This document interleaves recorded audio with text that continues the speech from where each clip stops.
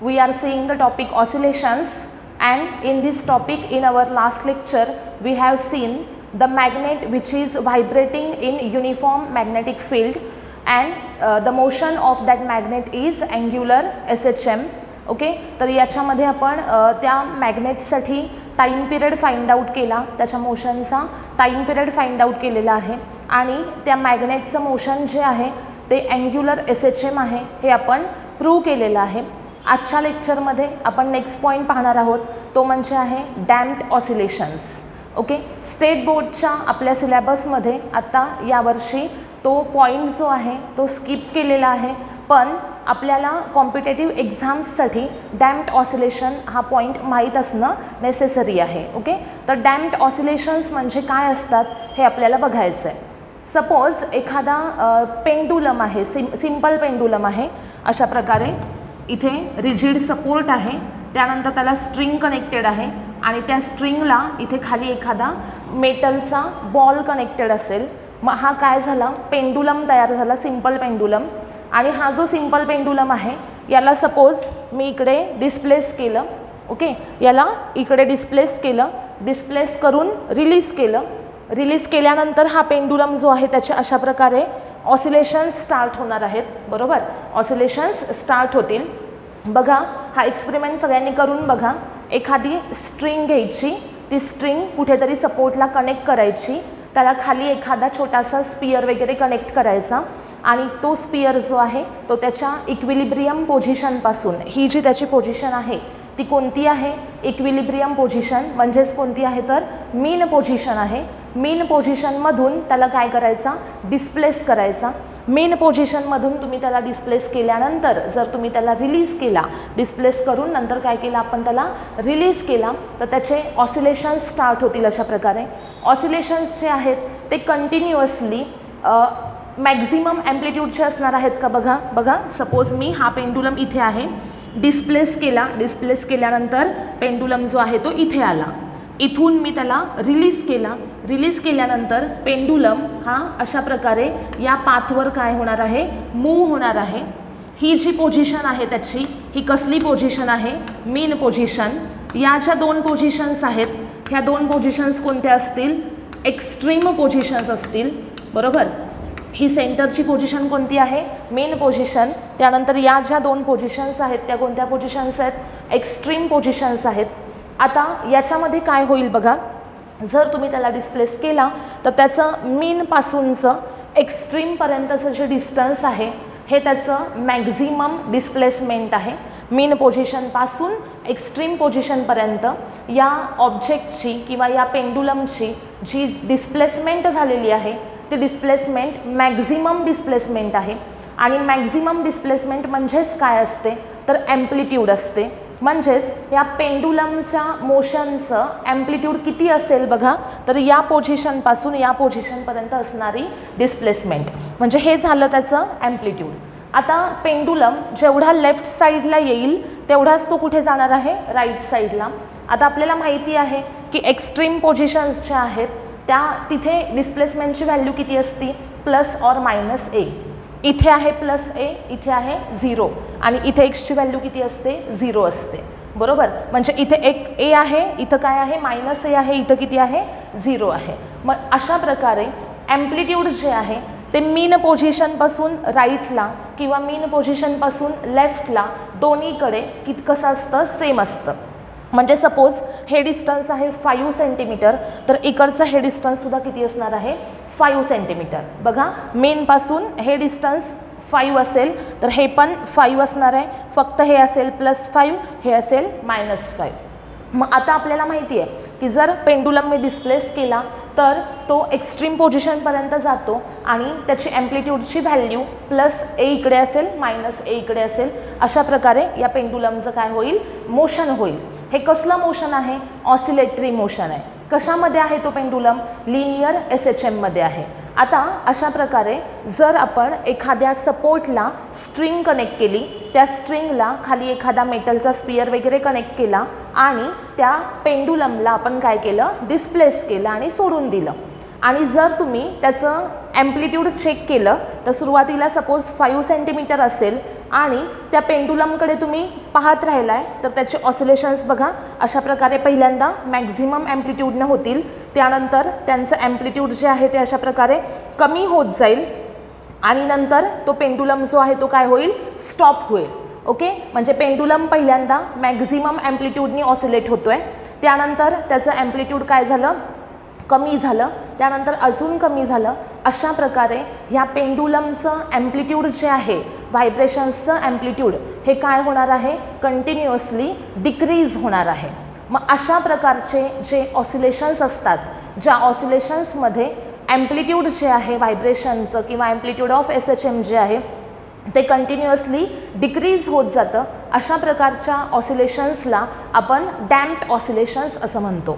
Okay, मग damped oscillations म्हणजे काय, तर असे ऑसिलेशन्स आहेत ज्याच्यामध्ये पिरियॉडिक व्हायब्रेशनचं ॲम्प्लिट्यूड कंटिन्युअसली काय होतं, डिक्रीज होतं आणि फायनली त्याची ॲम्प्लिट्यूडची व्हॅल्यू किती होत असणार, 0. म्हणजे पहिल्यांदा पेंडुलम हा असा व्हायब्रेट होतो आहे, त्यानंतर त्याचं ॲम्प्लिट्यूडचं व्हायब्रेशनचं ॲम्प्लिट्यूड काय झालं, कमी झालं आणि त्यानंतर पेंडुलम रेस्टमध्ये आला. बरोबर, मग अशा प्रकारचे व्हायब्रेशन्स किंवा अशा प्रकारचे ऑसिलेशन्स जे असतात त्यांना काय म्हटलं जातं, डॅम्प्ड ऑसिलेशन्स. ओके, मग डॅम्प्ड ऑसिलेशन्सची डेफिनिशन काय असेल बघा, periodic oscillations of gradually decreasing amplitude. कसले ऑसिलेशन्स असतात हे, पिरियॉडिक ऑसिलेशन्स, पण त्यांचं ॲम्प्लिट्यूड काय होतं, डिक्रीज होत जातं. अशा ऑसिलेशन्सला आपण काय म्हणतो, डॅम्प्ड ऑसिलेशन्स. सगळ्यांच्या लक्षात आलेलं आहे का बघा, डॅम्प्ड ऑसिलेशन्स म्हणजे काय, तर पिरियॉडिक ऑसिलेशन्स. पिरियॉडिक ऑसिलेशन्स कसले आहेत, डिक्रीजिंग ॲम्प्लिट्यूड, त्यांचं ॲम्प्लिट्यूड काय होतं, कंटिन्युअसली डिक्रीज होतं आहे. Periodic oscillations of gradually decreasing amplitude are called as the damped oscillations. समजलं सगळ्यांना, डॅम्प्ड ऑसिलेशन्स म्हणजे काय, तर ज्यांचं ॲम्प्लिट्यूड पहिल्यांदा जास्त असतं आणि त्यानंतर कंटिन्युअसली ते डिक्रीज होतं, अशा ऑसिलेशन्सला काय म्हणायचं, डॅम्प्ड ऑसिलेशन्स. मग आता डॅम्प्ड ऑसिलेशन्स का क्रिएट झाले इथं बघा, ज्यावेळेस पेंडुलम हा अशा प्रकारे व्हायब्रेट होत होता त्यावेळेस त्याच्या आजूबाजूला सराउंडिंगमध्ये कोण आहे, एअर प्रेझेंट आहे आणि ती एअर त्याच्या मोशनला काय करते, अपोज करते. मग एअरचा त्या पेंडुलमच्या मोशनला अपोज असल्यामुळे, म्हणजे पेंडुलम ज्यावेळेस अशा प्रकारे व्हायब्रेट होतो आहे त्यावेळेस एअर त्याच्या मोशनला काय करते, अपोज करते आणि एअरनी अपोज केल्यामुळे तो जो पेंडुलम आहे त्याचं ऑसिलेशन्सचं ॲम्प्लिट्यूड जे आहे ते काय होत असणार आहे, डिक्रीज होणार आहे. सगळ्यांच्या लक्षात आलं का बघा, की डॅम्प्ड ऑसिलेशन क्रिएट होण्याचं आत्ता इथे रिझन आपण काय पाहिलं, की पेंडुलमचे ऑसिलेशन्स ॲम्प्लिट्यूड जे आहे त्याचं ते काय होतं, डिक्रीज होतं. कारण पेंडुलम ज्यावेळेस व्हायब्रेट होत असतो त्यावेळेस एअर प्रेझेंट असते सराउंडिंगमध्ये आणि ती एअर त्या पेंडुलमच्या मोशनला काय करत असते, अपोज करत असते आणि त्याच्यामुळं त्या पेंडुलमच्या ऑसिलेशन्सचं ॲम्प्लिट्यूड कंटिन्युअसली काय होत जातं, डिक्रीज होत जातं. म्हणजे इथे डॅम्प्ड ऑसिलेशन्स कुणामुळे क्रिएट झाले, तर एअरमुळे क्रिएट झाले. एअर त्या पेंडुलमवर कसलं फोर्स करते, प्रोड्यूस करते, अपोजिंग फोर्स, आणि हे जे अपोजिंग फोर्स आहे याच्यामुळं डॅम्प्ड ऑसिलेशन्स क्रिएट होतात आणि म्हणून त्या फोर्सला डॅम्पिंग फोर्स असं म्हटलं जातं. लक्षात ठेवा सगळ्यांनी, डॅम्प्ड ऑसिलेशन्स ज्या फोर्समुळे क्रिएट होतात त्या फोर्सला आपण काय म्हणतो, डॅम्पिंग फोर्स असं म्हणतो. ओके, डॅम्प्ड ऑसिलेशन्स कशामुळे होतात प्रोड्यूस, डॅम्पिंग फोर्समुळे. The force which is responsible for the damped oscillations, the force which is responsible for damped oscillations is called as the damping force. जे फोर्स डॅम्प्ड ऑसिलेशन्ससाठी responsible आहे त्या फोर्सला काय म्हटलं जाईल, डॅम्पिंग फोर्स असं म्हटलं जातं. ओके, तर आता इथे एक आपण एक्सपेरिमेंट पाहणार आहोत. त्या एक्सपेरिमेंटमध्ये इथे पहा, इथे काय आहे, एक रिजिड सपोर्ट आहे. त्या सपोर्टला काय कनेक्टेड आहे, एक स्प्रिंग कनेक्टेड आहे आणि त्या स्प्रिंगला खाली एक ब्लॉक कनेक्टेड आहे. त्या ब्लॉकला इथे एक रॉड कनेक्टेड आहे आणि त्या रॉडला खाली वेन कनेक्टेड आहे आणि ही टोटल सिस्टीम म्हणजेच हा वेन जो आहे हा खाली एका कंटेनरमध्ये लिक्विड आहे आणि त्या लिक्विडमध्ये काय केलेलं आहे, डीप केलेलं आहे. इथं काय आहे, सगळं हे लिक्विड आहे. ओके, सगळ्यांना अरेंजमेंट लक्षात आली का बघा.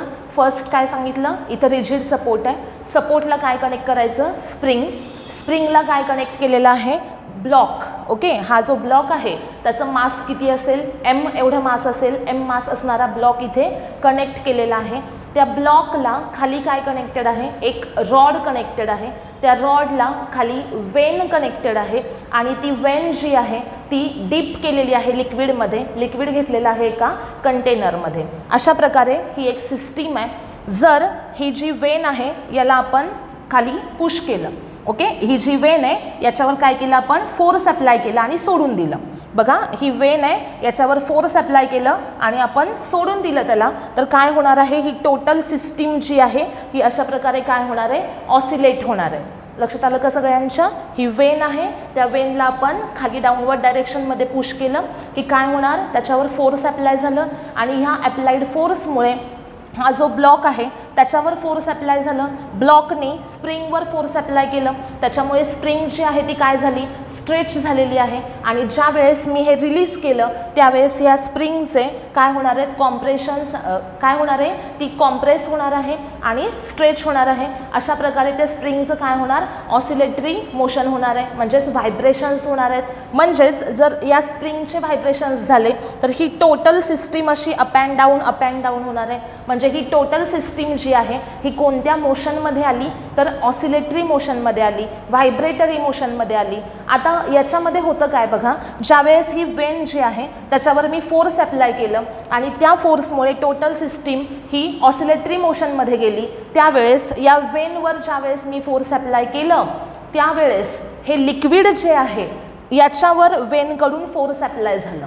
बघा, वेनवर फोर्स अप्लाय झालं म्हणजे या वेननी या लिक्विडवर फोर्स अप्लाय केलं आणि हे जे लिक्विड आहे हे लिक्विड काय करेल, त्याला फोर्स अप्लाय झाल्यानंतर रिॲक्शन एक्झर्ट करेल. बरोबर, वेननी लिक्विडवर जे फोर्स एक्झर्ट केलं ते म्हणजे काय असेल, ॲक्शन.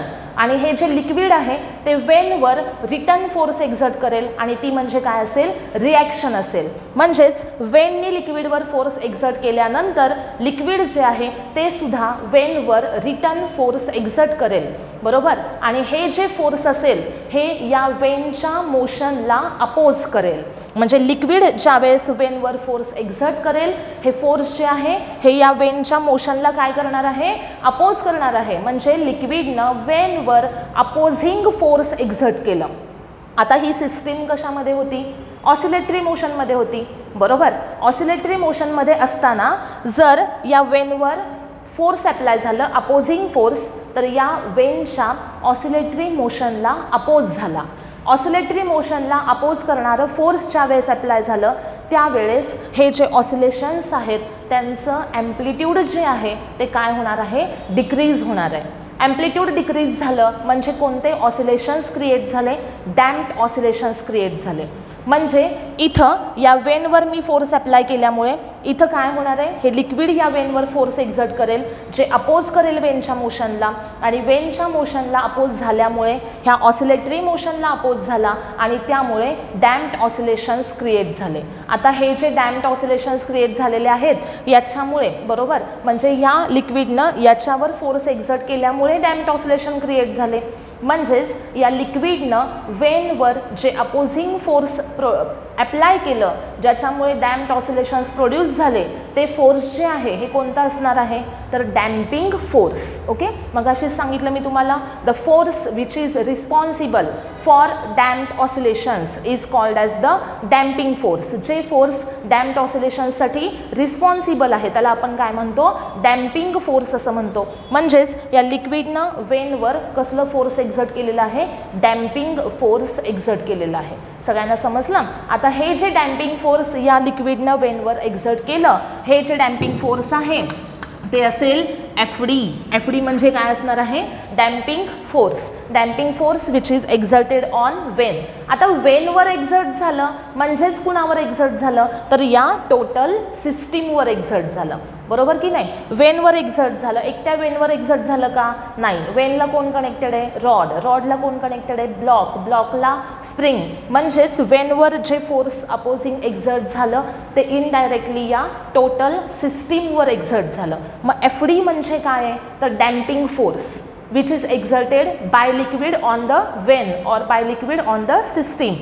FD म्हणजे असेल डॅम्पिंग फोर्स. आता हे डॅम्पिंग फोर्स जे आहे ते प्रपोर्शनल टू काय असेल बघा, -V. Damping force is proportional to काय असेल, -V. आता इथे मी काय सांगितलं की डॅम्पिंग फोर्स हे डिपेंड कुणावर आहे, स्पीडवर डिपेंड आहे. V म्हणजे काय तर स्पीड आहे, स्पीडवर डायरेक्टली डिपेंड आहे. म्हणजे स्पीड जेवढं जास्त तेवढं त्याच्यावर एक्झर्ट केलं जाणारं डॅम्पिंग फोर्स जास्त असेल. म्हणजे ही सिस्टीम जेवढ्या जास्त स्पीडनं ऑसिलेट होणार आहे, ही सिस्टीम जेवढ्या जास्त स्पीडनं काय होणार आहे, ऑसिलेट होणार आहे, तेवढं त्या सिस्टीमवर एक्झर्ट केलं जाणारं डॅम्पिंग फोर्स म्हणजे जेवढ्या जास्त प्रमाणात हे स्पीडनं होणार आहे बरोबर, तेवढं फोर्स लिक्विड ह्याच्यावर जास्त एक्झर्ट करणार आहे. म्हणजे जेवढं स्पीड जास्त असेल सिस्टीमचं, ऑसिलेटरी मोशनचं स्पीड जेवढं जास्त असेल तेवढं त्या सिस्टीमवर एक्झर्ट होणारं डॅम्पिंग फोर्स जे आहे ते जास्त आहे. विचार करा सगळ्यांनी. बघा ज्यावेळेस ही सिस्टीम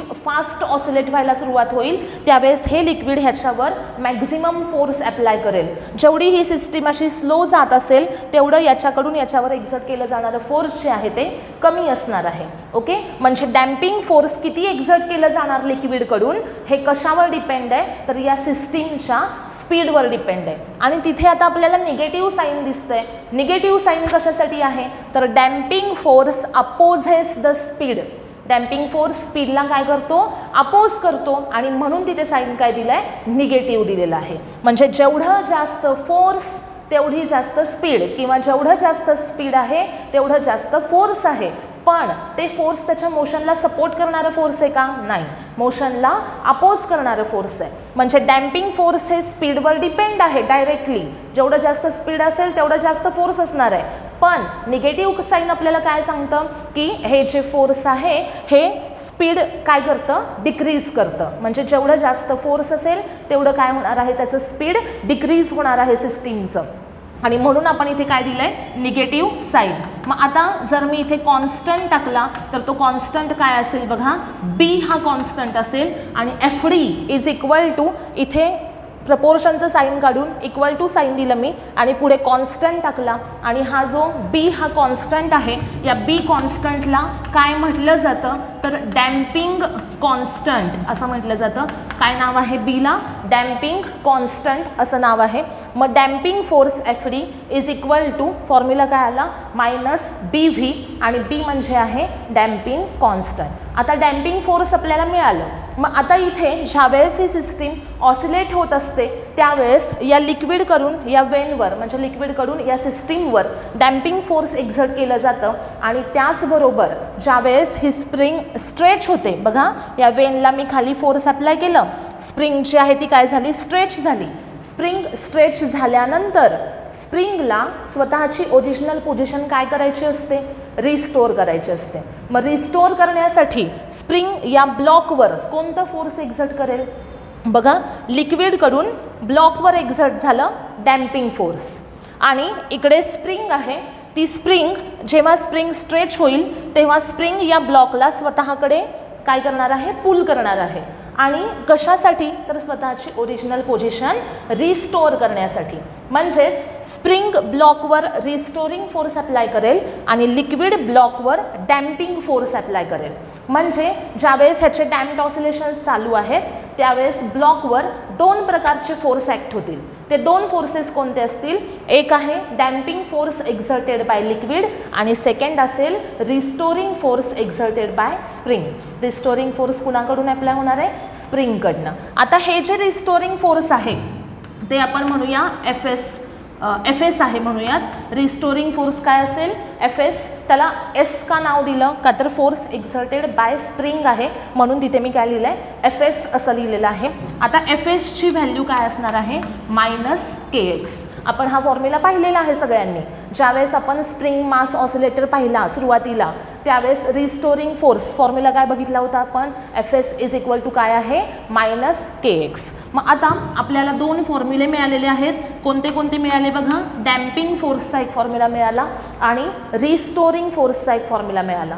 डॅम्पिंग फोर्स ब्लॉकवर एक्झर्ट झालं, कुणी एक्झर्ट केलं, लिक्विडनं. आणि या स्प्रिंगनं कोणतं फोर्स एक्झर्ट केलं, रिस्टोरिंग फोर्स एक्झर्ट केलं. अशा प्रकारे हे जे दोन फोर्सेस आहेत हे कोणावर ॲक्ट झालेले आहेत, या ब्लॉकवर ॲक्ट झालेले आहेत. मग ब्लॉकवरचं टोटल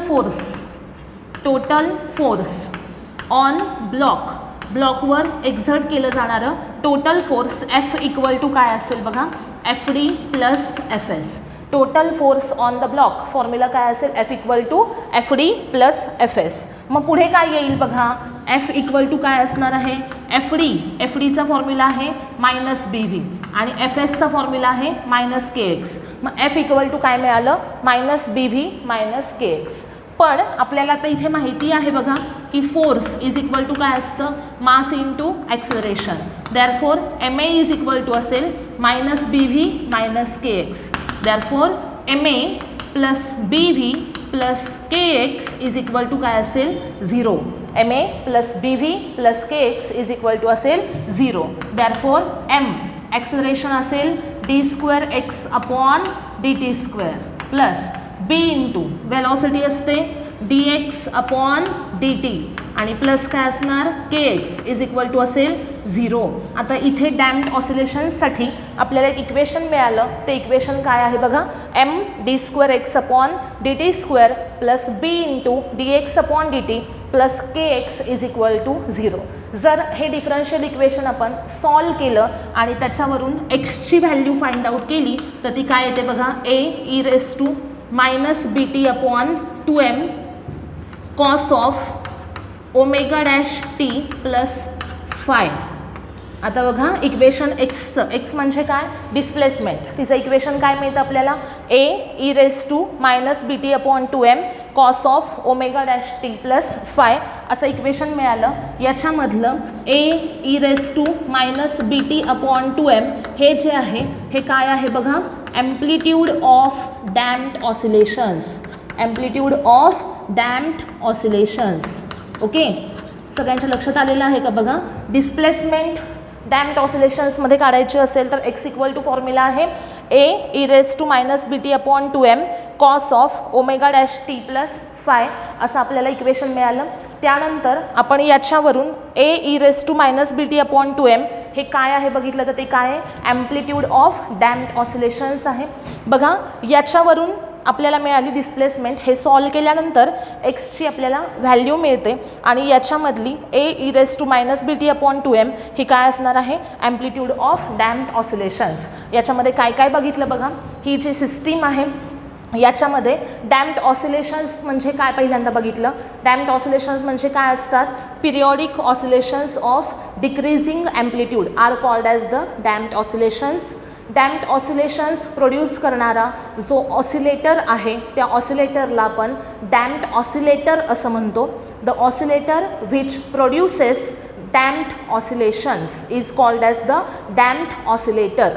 बघा डेफिनेशन्स व्यवस्थित लक्षात ठेवा.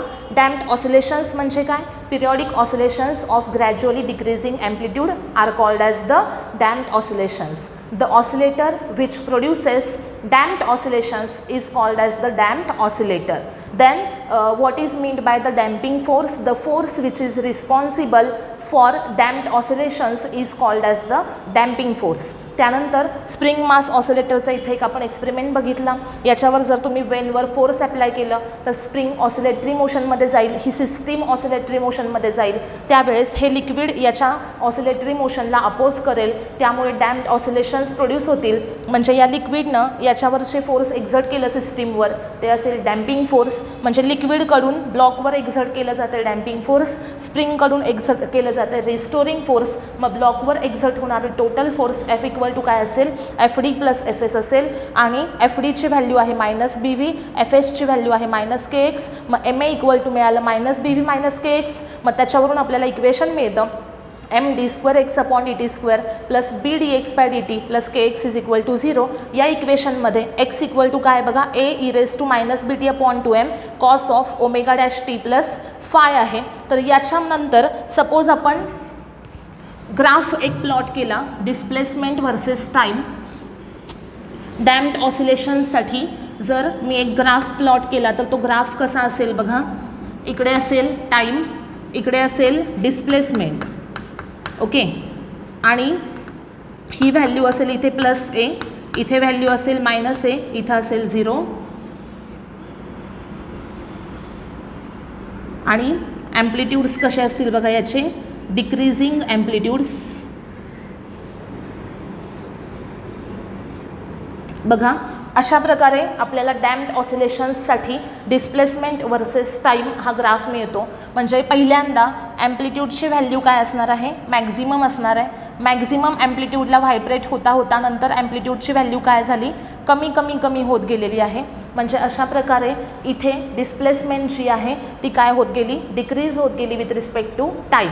एक्सपोनेन्शियली व्हॅल्यू काय होते याची, डिक्रीज होते. हा ग्राफ कोणता आहे, डॅम्प्ड ऑसिलेशन्सचा डिस्प्लेसमेंट वर्सेस टाईम हा ग्राफ आहे.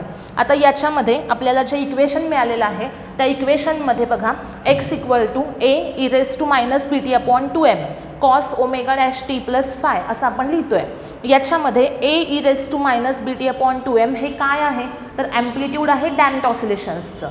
आणि पुढची टर्म जी आहे cos omega dash t plus phi ही काय इंडिकेट करते तर हे जे मोशन आहे हे कसलं मोशन आहे तर SHM आहे. Cos omega dash t plus phi ही टर्म काय इंडिकेट करेल, the motion is SHM. Okay, तर याच्यामध्ये आपल्याला आता फाइंड आउट करायचं आहे ओमेगा डॅशचा फॉर्म्युला काय असेल.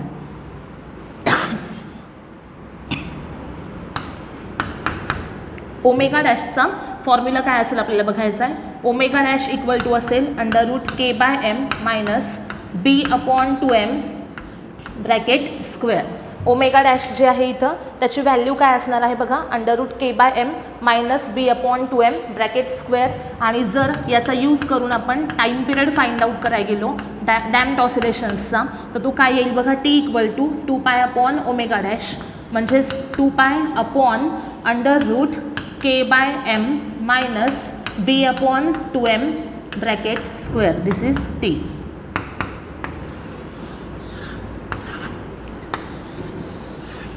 बघा आपल्याला हे इक्वेशन मिळालं एक्सचं, त्याच्यातली ही टर्म इंडिकेट करते ॲम्प्लिट्यूड, पुढची टर्म इंडिकेट करते मोशन SHM आहे. आणि त्याच्यामध्ये जी ओमेगा डॅश आहे त्याची व्हॅल्यू आहे √k/m minus b upon 2m bracket square. आणि याचा यूज करून जर आपण डॅम्प्ड ऑसिलेशन्सचा टाईम पिरियड काढला तर तो काय येईल, 2π अपॉन ओमेगा डॅश म्हणजेच 2π upon √k/m minus b upon 2m bracket square. अशा प्रकारे आत्ता आपण पॉईंट कोणता पाहिलेला आहे, डॅम्प्ड ऑसिलेशन्स. डॅम्प्ड ऑसिलेशन्सच्या डिस्प्लेसमेंटचं इक्वेशन पाहिलं, त्यानंतर डॅम्प्ड ऑसिलेशन्सची अँग्युलर फ्रिक्वेन्सी कशी काढायची ती पाहिली आणि डॅम्प्ड ऑसिलेशन्सचा टाईम पिरियड पाहिला. त्याचसोबत डॅम्प्ड ऑसिलेशन्ससाठी डिस्प्लेसमेंट वर्सेस टाईम हा जो ग्राफ असेल तो ग्राफ कसा असेल तो बघितलेला आहे. ओके, आता नेक्स्ट लेक्चरला आपण फ्री ऑसिलेशन्स आणि फोर्स्ड ऑसिलेशन्स हा पॉईंट डिस्कस करणार आहे. ओके.